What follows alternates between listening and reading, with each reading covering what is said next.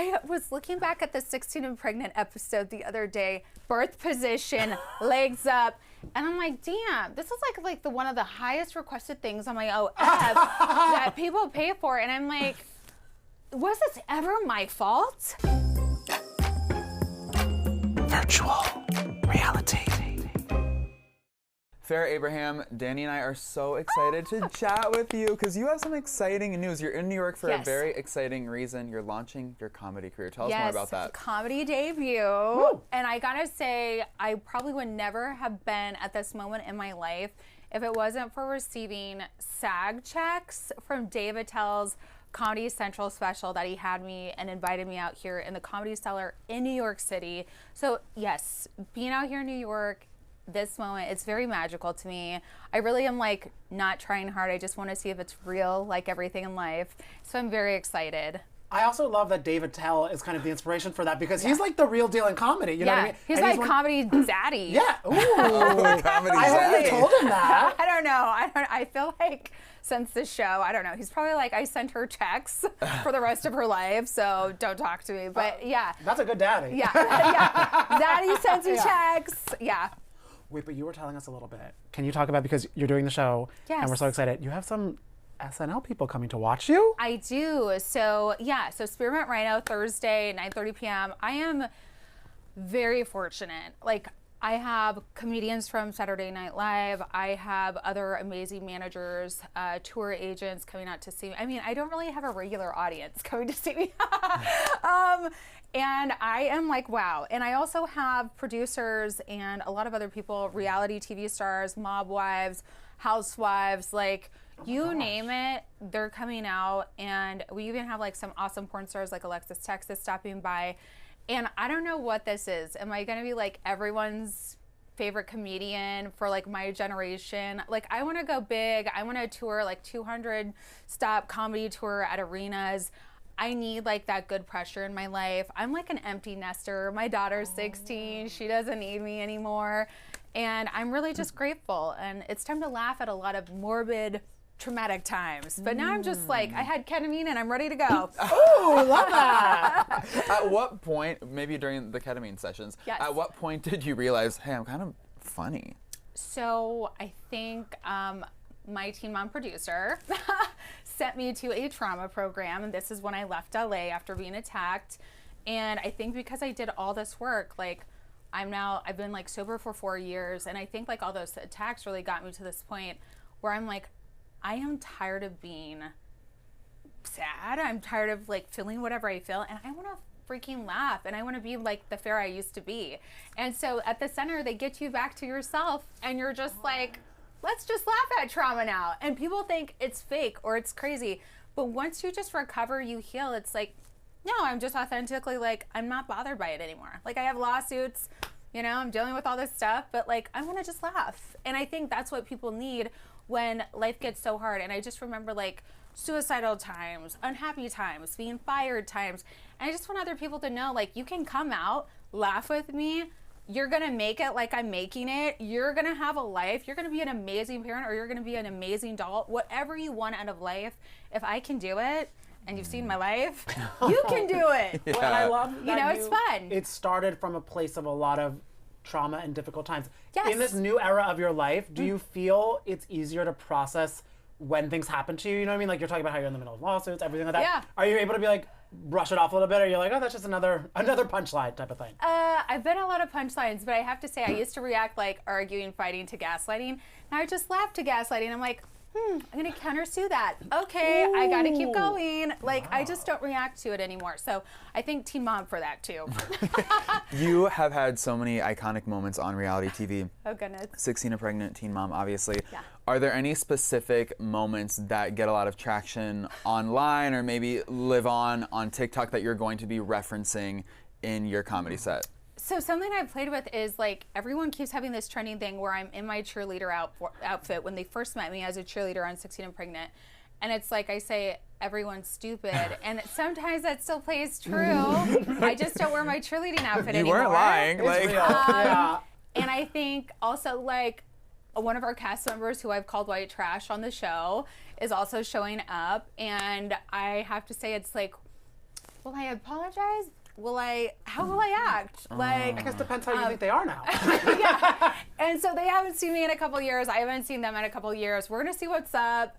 I say like this, I can edit, I can cut, I can keep writing every night. My team's been seeing me like write as I'm having dinner, everything like that. And when you just get there, you just let it go.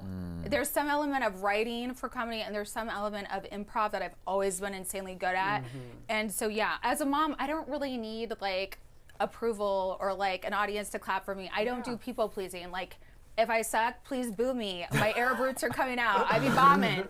But it's all good. You know what I'm saying? Are a lot of the moments callbacks from times in your life, or are there going to be some stories no one has ever heard before? Yeah, I only really kind of want to do stories that no one's ever heard. I've been like dropping off the cuff of like getting into New York, but then like, yeah, play it back, have some flashbacks, but like, let's be present. Because there's so much going on in the present that I really don't need to look back. But like, as I'm out at dinner last night, I got managers and everybody else being like, Farrah, let's talk about 16 and pregnant. Like people do miss that 16 and pregnant Farrah, but there's this new era of Farrah that is equally just as great.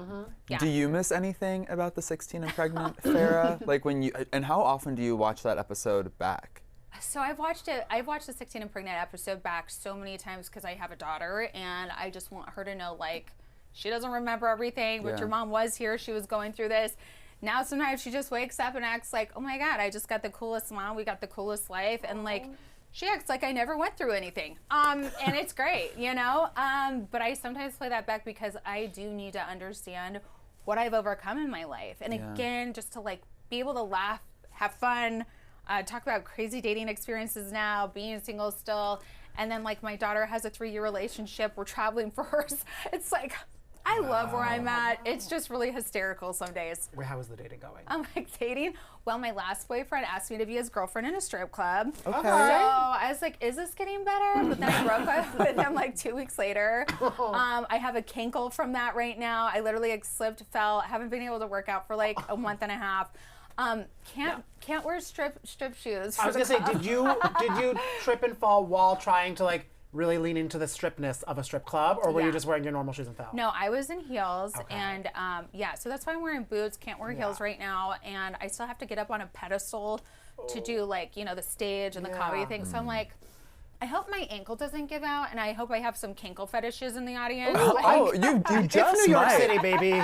We'll see. I mean, strip clubs are a great place to meet a man. Yes. If there is a suitor that happens to pop up, during your comedy career. Can I like share this? Yes. So this is so trippy, y'all. Okay. So the people who booked me for this comedy show did not know that 2 years prior, I was in town doing an A&E recording. I was filming all day. Emotions, we were talking about past, we were talking about present. I sent my whole team back. I went back to the Peninsula Hotel here. Couldn't get room service. So the restaurant was closed. They sequestered me to like a bar so I could get food. I was like so done with everybody. And full circle, I actually ended up at Spearmint Rhino, unbeknownst to me, not planned. And I don't like to usually share things that I do like off the clock around filming. But a gentleman came over after he saw me ordering, and he like basically demanded that he sit, pay for my dinner, all this stuff. And I was just like, okay, you can sit on that side of my booth. Please stay away from me. I've had a very long day. Ends up, this guy is a billionaire. He owns like a whole like media hedge fund, all this stuff. He knew who I was. And then there was girls behind our booth who were like, oh, would you like to come to our club that we work at? So I go to the bathroom, I come back, and he's like, we need to do this. It ended up being at Spearmint Rhino, where I am booked for my comedy club. The manager literally saw me walk in for like sound check, everything last night. And he goes, good to meet you again, Farrah. And I was like, I was gonna play this off like I never met you before. And it's just, he's like, I'm just saying, you brought in one of like the biggest spenders that I've seen since we've opened this club. And it was truly like a wild experience because, most of these men are married. They have kids my age. Okay. And it's kind of like, oh boy. And we're still friends to this day. It was just so weird that we like rented out the 5th floor, just was like paying everybody's rent, just flying money at everyone and having a good time. So whether I was trying to be here or I wasn't, I feel like there's some weird alignment. My marketing team, everyone never knew about this because I do not talk about what I do after hours. And then I just like had to just admit, like, there was an age disparity. He wanted to just sit with me. Don't even like to talk to people. So yeah, I was just having like a lot of like billionaires and millionaires attracted to me. I think I like just reset my aura. Okay. I need this green blazer. Wait, yeah. Because I need some millionaires, thousandaires. Money. Is that, would you say that's your type, like millionaire, billionaire? Do they gotta have money? I just said like for my daughter's father passing away, I feel like he's like up in heaven being like, you only deserve money flying out, you know? Because I'm not trying. And I like to have this thing where I'm just done trying in life. I only want to have a good time. I only want to see like what's here for me. And if it's about trying and trying to fit in, I just don't do it anymore. Like I love where I'm at. I love who I am. So yeah, good vibes only. But I have this thing like, should I be a homewrecker? Should I not be a homewrecker? It sounds it's like kinda fun. I'm not trying, but if it's here, like what's Like, why up? not? And also, Take it's the not your chance. home. Sometimes you're like, I'm not the one wrecking it. Yeah, I'm not. It's Wreck-It Ralph over there now. Exactly. Mr. Millionaire. Yeah, you're just at the door. Yeah, so. Does Sophia have thoughts and opinions about the guys you date, and do you share with her your So- dating life? Yeah, so to a certain extent, I think it's healthy when you have been dating someone for a while. I know my therapists are like, Farrah, you need to wait 2 years, a year. And I have learned one thing, like if some guy is rushing me, it ends up being like a weird thing with your children because it's like, whoa, you're taking my time for my mom. The kids start acting out in weird ways. Like my daughter starts sequestering herself more in her room, which is already prevalent when you're a teenager like myself. And so I actually had to like have some real words with someone who I was dating for like 10 months, rushing this, like wanting to engage me, wanting me to move in with them, buying me a puppy when I already have animals. And it was just like, yo, I'm ambitious, back off. If my daughter knows me better than you and you can't take the signs, you're getting in the way. So I feel like I love including my daughter. She is so quick with people. Even like when we go do podcasts and she's meeting like all these celebrities, she's like, Mom, you don't need to talk to them. You're being too nice. And I think that's what I love about having my daughter my entire life. I named her Sophia for wisdom, and she's really brought wisdom into my life and being like, stop being nice. And I think ADHD me is like, I'll give a little, I'll give too much. And I think that's why men love single moms. They love that baby me, be my mama. And Okay. I gotta like be like, And no, I'm a Sophia's there to fun time rein it girl. in. And Yeah. I feel for you being Yeah. like now, like you're saying you're having so much more independence being in your 30s because your I love daughter's it. growing up more, where you're kind of like, no, you thought you could get that me Yes. from that, but now it's my time. Yes. How are you liking kind of being in this new decade? I know you're like a few Yeah. years into the 30s. How is the 30s treating you? The 30s Club. Yes. It's amazing. I guess like I don't second question things. I know what I want. I know where I want to be in my life. If people try to hold me back from my past anymore, goodbye agents, goodbye managers. I just love my life. Like dating even, it's like cool. I used to be like, oh, I got to get married. I see all my friends getting married. I see, even though I did stuff so early in life, then you see everyone doing it, and then it's like a traffic jam. Like, It's what are hard we not doing? to feel like you're like, am I not on track type of thing sometimes. Yeah, but I think like that's life really. It's like there's no real track. Yeah. You make your own playlist. You create your own album like I did. It's just like you yes. just do your own thing. And I was laughing when you picked up one of our props that you're like, oh, body's falling apart in your 30s. And it's so real because we talk all the time. I'm like, Donka donka. yeah, when you start to be like, oh, that wasn't here before, and then things just start to appear. How are Morpheus face. I'm really working through that right now. you? What is that? Oh, okay. Wait, Morpheus, so it's you like- just had that recently? Yeah. You do 3 sessions, but I'm on my 2nd session. Radio frequency, heat, numbs the whole face, otherwise it's painful. And yeah, I got like a little bit to go. I would say this, no matter if I've like had like my fat under my chin like sucked out from a plastic surgeon, like I'm still doing Morpheus under there. It's like To keep it tight. 30s, it's like you've done all this work in your 20s and stuff, but like no matter what, your skin just kind of like boop, boop, boop. It just like does its weird thing. So yeah, for everyone who wasn't doing preventative maintenance, watch out, but I have. Yeah, no, and what I always appreciated about you is how open you've been about Yeah. any cosmetic procedures or surgeries that you've had. Because I feel like just even until recently, people haven't been super Yeah. open about that. What do you think of the way celebrities are sort of catching up to where you were, being open about it and admitting it? Yeah, I feel like I should have been on the cast of like Beverly Hills Housewives. I don't know. I'm friends with so many of them, but I got casted on Teen Mom and then I didn't fit in because I wasn't like grunge enough or something, but I was making it glamorous. I just say, like, you know, some people are like, I gotta pray to Jesus so I can go do a facelift.